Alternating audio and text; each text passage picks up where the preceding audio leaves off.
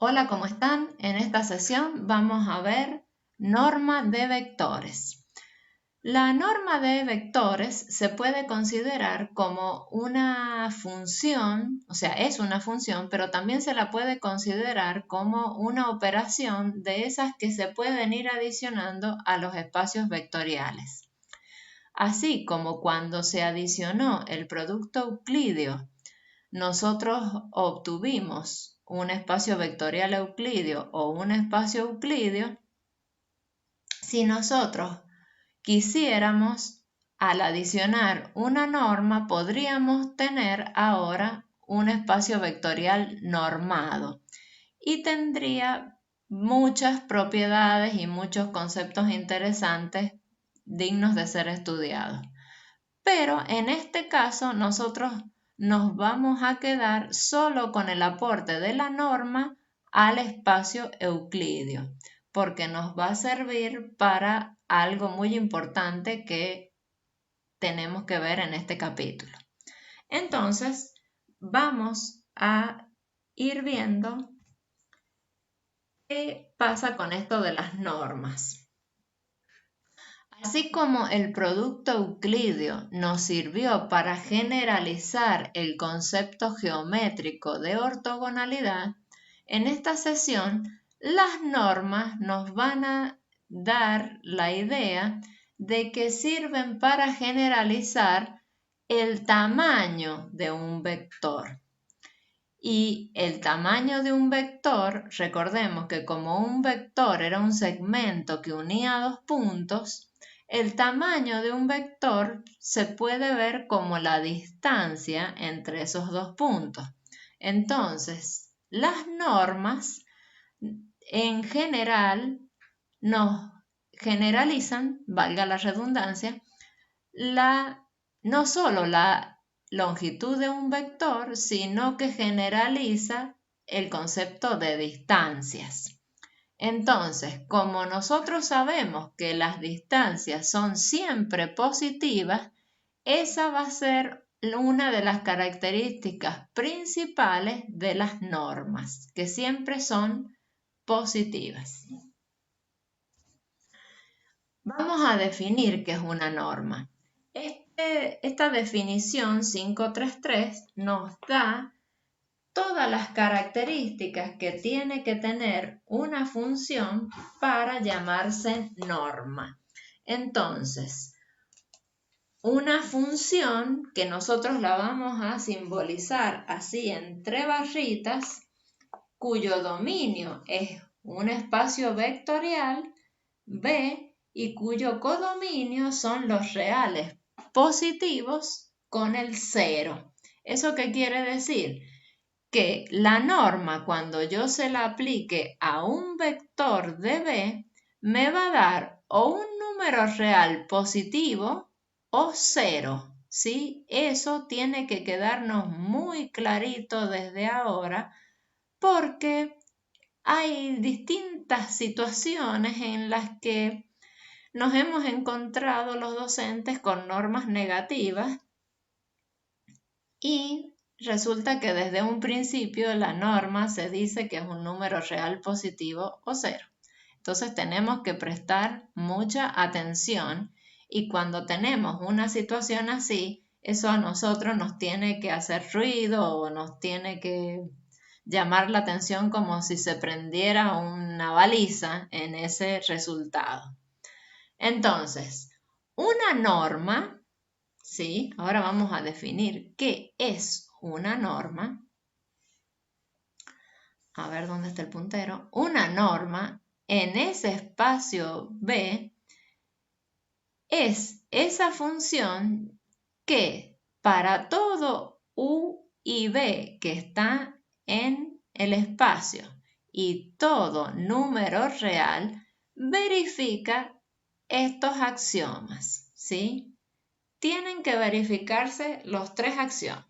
Primero, la norma de un vector U es mayor o igual a 0, que es eso que hemos estado diciendo ahí, o es positivo o es 0. Pero la única condición para que la norma sea 0 es sí y solamente sí, o sí y solo sí, el vector es el nulo. O sea, que si yo no le estoy sacando la norma al vector nulo, no puedo encontrar norma igual a 0. Y como hemos dicho que la norma nos da una idea de tamaño de un vector, es lógico, el vector nulo no tiene tamaño, así que el tamaño es 0, mientras que cualquier otro vector, yo ya veo un tamaño, ¿sí? Bien, otro de los axiomas es el axioma este que me dice que si la norma yo se la aplico a un múltiplo de un vector, ¿qué va a pasar?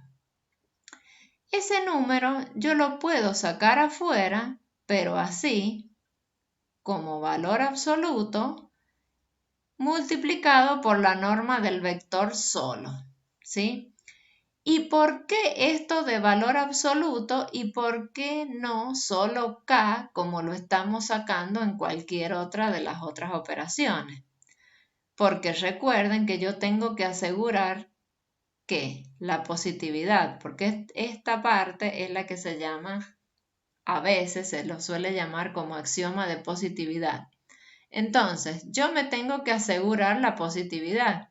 Entonces, por eso yo me tengo que sacar el K fuera de la norma, pero en valor absoluto, porque el valor absoluto de un número siempre es positivo. Muy bien, y ahora algo que siempre se cumple es esto que se llama la desigualdad triangular. ¿Por qué se le llama la desigualdad triangular a esto? Que me dice que siempre si usted tiene dos vectores y los suma, la norma de la suma es menor o igual a la norma de un vector más la norma del otro vector, ¿sí? ¿Y por qué se le llama triangular? Vamos a ver si me sale el dibujito. Supongamos que acá tengo el vector nulo y de acá tengo dos vectores yo, el u y el v. Y que los quiero sumar. Si yo los quiero sumar, ¿qué sabíamos nosotros? Que yo tenía que hacer el paralelogramo y de aquí a aquí era la suma. ¿Sí?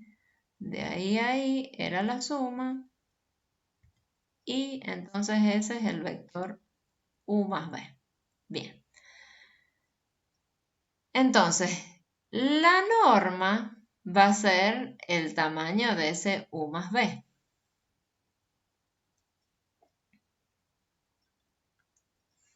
Pero ¿qué pasa? Si yo a este vector, supongamos que yo a este vector lo pongo a continuación de este. Así. Y este vector, a ver, este tamaño es aproximadamente ese tamaño. Entonces, ¿qué me está diciendo? Que este tamaño es menor o igual a este tamaño así, porque acá es como que yo hubiese puesto un vector y la suma del otro. Entonces fíjense, si yo los pongo a continuación a los vectores y mido, esta medida no va a ser igual a esa medida, siempre es mucho más chica si yo los pongo así en línea recta. Entonces, por eso se llama desigualdad triangular. ¿Y por qué se llama desigualdad triangular? Porque yo puedo decir que acá hay un triangulito o que acá hay un triangulito. Como que este vector yo lo hubiese puesto aquí, a continuación de ese. Entonces, una cosa es poner el vector tal cual está a continuación del otro y decir que ese del medio es la suma, a ponerlo en la misma línea uno a continuación del otro, que esto ya no es la suma de los vectores, sino yo mido ese nuevo vector y eso sí puedo decir que es la norma del U más la norma del B. Bien, entonces, eso es lo que se llama desigualdad triangular. Esa desigualdad triangular es muy útil a efectos teóricos. Hay muchos teoremas y muchos resultados que se tienen que probar con esa desigualdad triangular. Entonces, por eso es importante conocerla. Bueno, entonces, una norma es cualquier función que cumple esas tres características o esos tres axiomas. Bien, nosotros vamos a trabajar o vamos a presentar en esta ocasión tres funciones que cumplen esas condiciones. Así que son tres normas, que son las más usadas, aquí falta un acento, que son las más usadas en la ingeniería. Entonces las vamos a definir. Cada norma se le asigna un número. La norma 1, la norma 2 y hay una que se llama la norma infinito. Entonces, para todas ellas nosotros necesitamos la base de un espacio vectorial. Si yo tengo una base, yo sé que para cualquier b del espacio vectorial le puedo encontrar los vectores, o sea, el vector de coordenadas en esa base. Las coordenadas las vamos a llamar x1, x2, xp. Entonces yo ya estoy asumiendo aquí que ese espacio vectorial tiene dimensión p. Si tengo p elementos acá, esta base tiene p vectores y si tiene p vectores, la dimensión es p. Fíjense en ese renglón toda la información que yo tengo. ¿Sí? Bueno, que puede servir o no, pero yo directamente voy mirando todo eso que tengo ahí. Entonces, vamos a ir definiendo las normas. La primera norma va a ser la norma 1.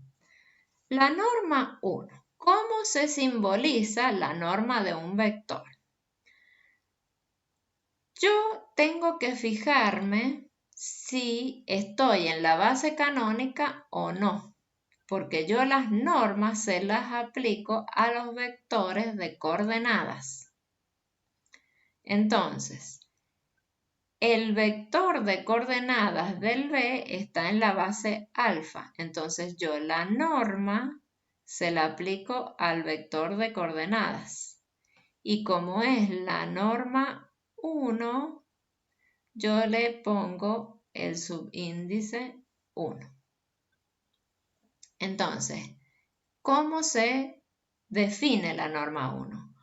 Como la sumatoria de los valores absolutos de las coordenadas del vector. Es decir, que esto sería el x1 más el x2 más, y así siguiendo, más el xp. ¿Sí? Eso sería la forma expandida y esto sería la forma compacta. Sumas de números positivos, así que evidentemente esto es positivo o cero. O sea, si estoy en el caso del vector nulo, me van a dar todos cero.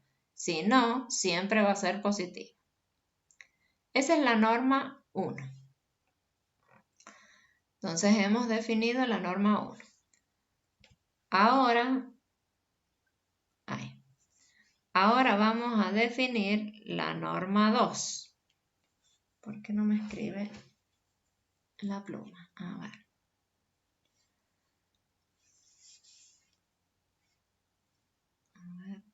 Ahí, la norma 1. Ahora vamos a definir la norma 2.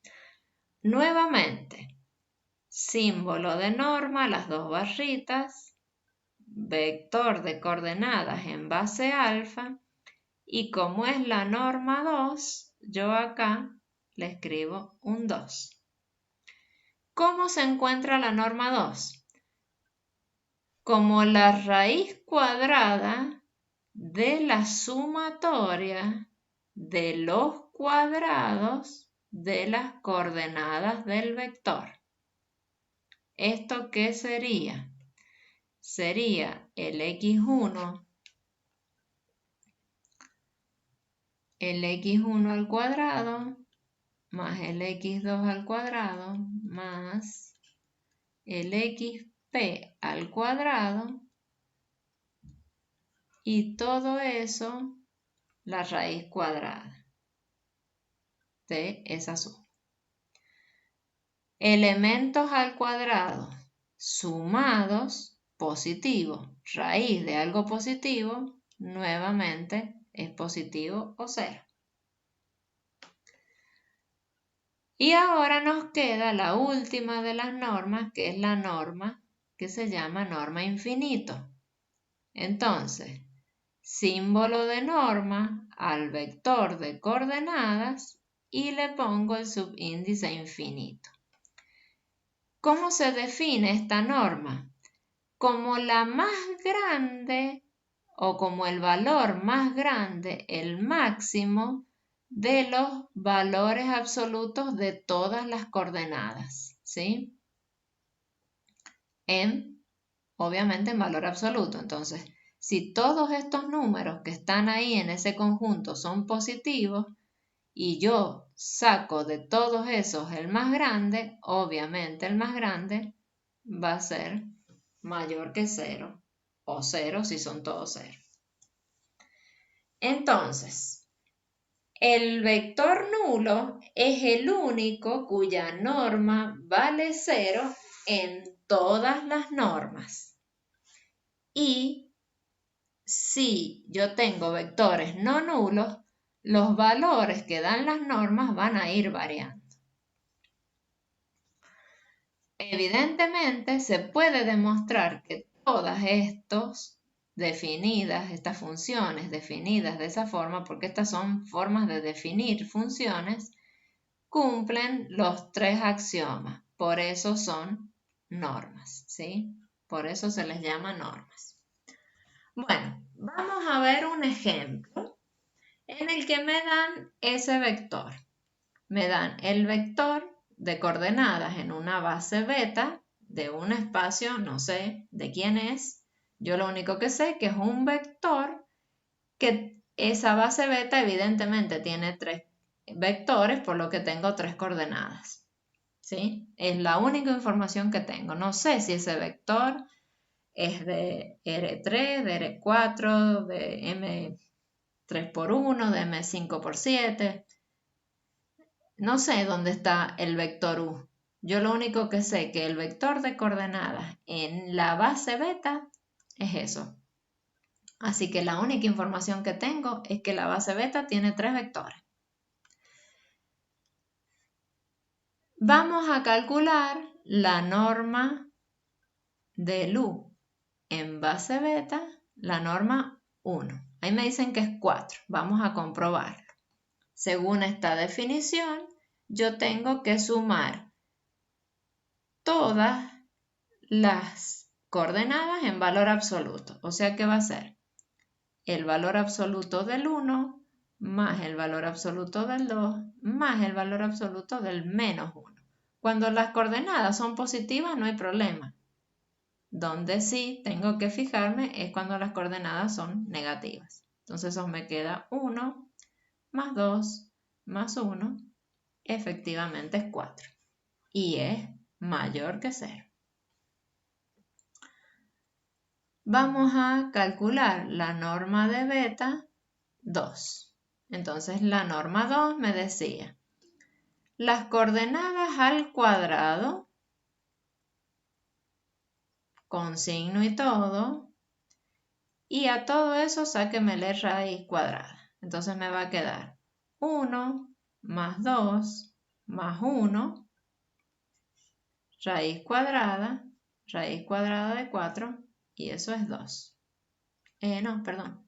No, perdón, acá es 4. Oh, la profe se equivocó la profe. 2 al cuadrado, por estar mirando la de arriba, por copiar arriba. Esto de copiar y pegar ya es un problema. Eso es raíz de 4 y eso es raíz de 6. Cuando la norma es exacta, la raíz, se puede poner el valor, pero si no, se deja el valor así, indicado. Bien, y ahora nos falta la norma del U en base beta infinito. Me dice que es el máximo de el valor absoluto de 1, el valor absoluto de 2 y el valor absoluto de menos 1. Pero ¿qué pasa? Este y este tienen el mismo valor absoluto, o sea que va a ser el valor absoluto entre de 2 o de 1 y 2, nada más. Entonces, este ya no lo consigno porque es el mismo valor absoluto que este. Entonces, ¿cuál es el más grande? 2. Bien, entonces así se encuentran las normas de los vectores. Ahora vamos a ver una observación que es muy importante para que vamos incorporando nuevos vocabularios, digamos. Si yo tengo B, que es un espacio euclídeo, o sea que tengo el producto euclídeo definido, y beta es una base de B, la dimensión de B es P, o sea que esta base tiene P vectores, y B es un elemento del espacio vectorial. Cuando yo le saque la norma 2 al B en base beta, según esto que tenemos acá, es la raíz cuadrada del xy al cuadrado con y de 1 a p. O sea, de la sumatoria, la raíz cuadrada de la sumatoria de los x sub i al cuadrado con y de 1 a p. Por lo que habíamos dicho que acá teníamos p vectores. Bien, eso es lo que yo sé de la definición. Pero ayer habíamos visto que cuando yo tenía, vamos a dejar hasta ahí y vamos a recordar lo que habíamos visto ayer. Ayer habíamos visto que cuando yo hacía, ayer o en el video anterior, yo digo ayer, en el video anterior habíamos visto que cuando yo hacía el producto euclídeo de B por B en base beta, miremos solo el producto euclídeo. Producto euclídeo de B por B en base beta es el producto de la matriz de coordenadas del B transpuesta por la matriz de coordenadas del B sin transponer en base beta.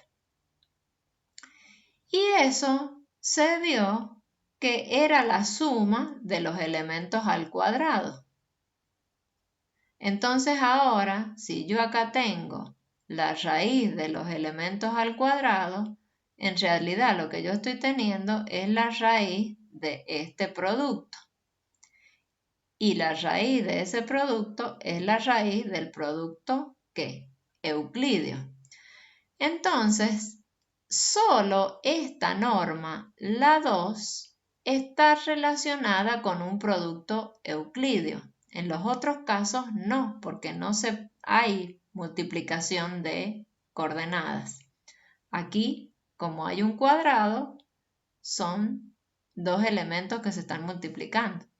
Entonces, ¿qué quiere decir?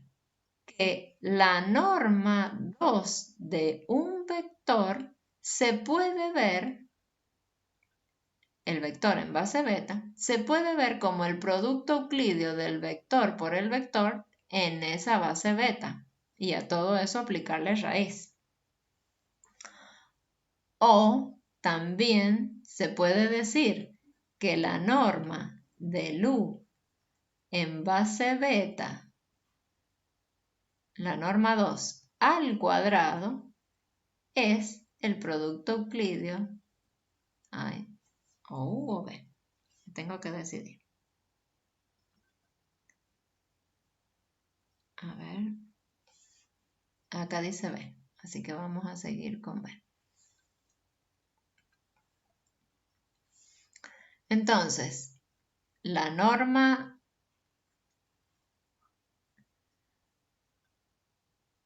del B en base beta, la norma 2 al cuadrado, es el producto euclidio del B por B en base beta, ¿sí? Eso se puede decir de acá y de acá. Entonces, ¿eso qué nos va a decir? Que esta norma, por provenir de un producto euclidio, se la conoce como norma euclídea. Entonces, a mí me pueden hablar de norma euclídea y yo tengo que saber que es la norma 2 de la que me están hablando. Entonces, además, cuando yo trabajo en la base canónica, o sea que cuando el beta es la base canónica, en lugar de escribir eso, solo escribo esto. Entonces, si yo veo solo eso, yo tengo información de que esa es la norma 2 y además que estoy trabajando en la base canónica, ¿sí? Entonces, la simbología nos va diciendo muchas cosas de que en qué base estoy trabajando y con qué norma estoy trabajando. Porque si no, yo tengo que indicar la base y la norma. Bien, y ahora voy a dar unas observaciones que en el apunte no están, porque la verdad, con la rapidez de que queríamos publicar el apunte, no hemos incluido algo que es muy útil, sobre todo para que ustedes conozcan para lo que van a ver próximamente en geometría analítica. La forma en que nosotros hemos calculado el producto euclídeo tiene otra forma vía normas. Entonces, si U y B pertenecen a un B, con B un espacio euclídeo y alfa base, no, le vamos a poner beta. Vamos a seguir poniendo beta para no confundir.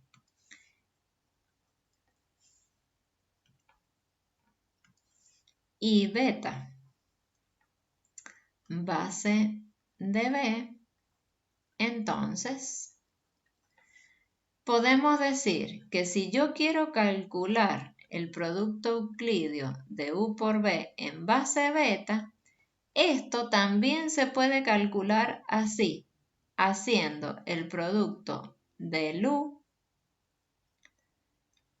por el B y no en la base beta. Sí, está bien.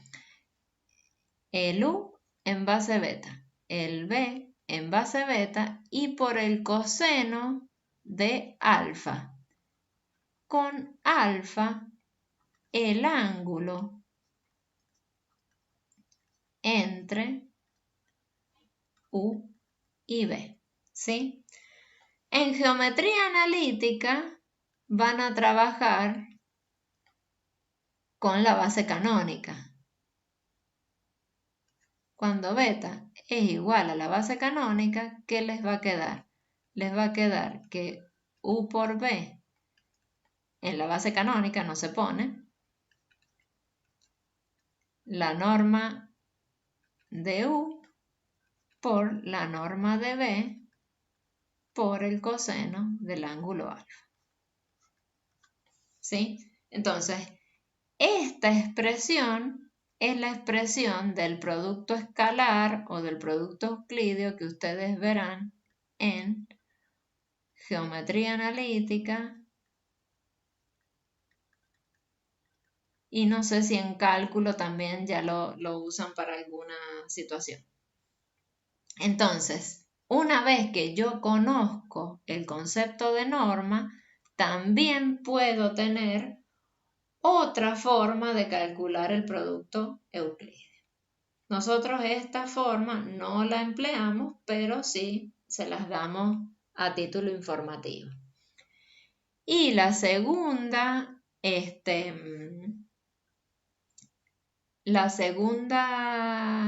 observación, o que podría ser parte de esto, podría ser 2,1 y aquí podría ser 2,2.